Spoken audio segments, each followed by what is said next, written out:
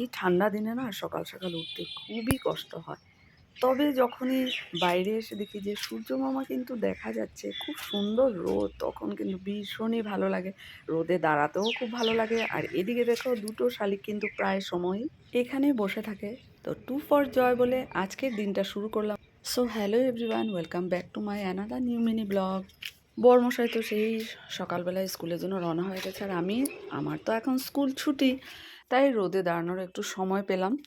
তারপর চলে আসলাম সোজা আয়নার সামনে, যে চুল আছে সিঁদুর পরবো, ক্রিম লাগাবো, আর বডি লোশনটা একটু নিয়ে নিলাম। যখন আমার মনে থাকে, সবসময় মনে থাকে না। তবে এত হেয়ার ফল হচ্ছে দেখো, চিরুনি লাগানোর সাথে সাথে। শুধু আমার যে হচ্ছে তা না, সবার হচ্ছে। সবাই বলে কেন যে এত হেয়ার ফল হচ্ছে জানি না।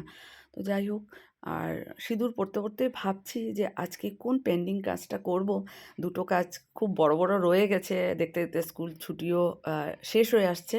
তো দেখো, জানালা খোলার সাথে সাথে খুব সুন্দর রোদও চলে আসলো রান্নাঘরে। আমি চা বসিয়ে দিয়েছি, যেহেতু মুন্নি কয়েকদিন ধরে আসছে না, তাই আমি দুধের সসপ্যানে চা বানালাম। আর আজকে দেখো, আমি আমার কিচেন স্ট্যান্ডটা পরিষ্কার করবো, তাই এই কাজে হাত দিলাম, যে অনেকটা সময় লাগবে।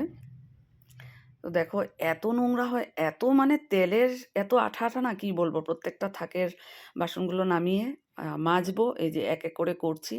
অনেক দিন ধরে ভাবছিলাম, কিন্তু এটা মানে ভালো সময় না পেলে করা যায় না। তো এদিকে আবার খিদেও পেয়ে গেছে, ব্রেকফাস্টটা দিতে হবে, ছেলেও বলছে মা।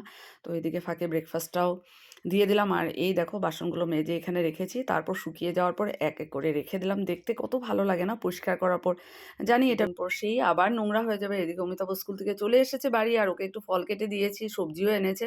তারপর জামাই বউ দুজনে মিলে লেগে পড়লাম এই রান্নাঘরে মিস্ত্রিটা পরিষ্কার করার জন্য, যেখানে ককরোচের বাসা প্রচুর পরিমাণে হয়েছে। তো সব কিছু নামিয়ে, এটাও কিন্তু অনেকটা সময় লাগবে। আর অমিতাভ সব হিট দিয়ে ককরোচগুলোকে মেরে বলছে, এত ককরোচ মারছি, আগামী জন্মে হয়তো আমি ককরোচ হয়ে জন্ম নেব। তো যাই হোক, সব কিছু পরিষ্কার করে ধুয়ে টুয়ে এই দেখো র্যাকগুলোকে সাজিয়ে নিয়েছি। দেখতে ভীষণই ভালো লাগছে যে আজকে আমার বড় দুটো কাজ হয়ে গেল।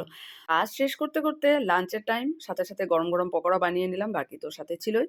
সন্ধ্যার সময় হঠাৎই অমিতাভ বলল, চলো পোস্ট ভ্যালেন্টাইন ডে সেলিব্রেশন করার জন্য আমরা চলে যাব এখন কিন্তু লিদু ভূঁইয়া বেকারি। সাথে সাথে রেডি হয়ে বেরিয়ে পড়লাম।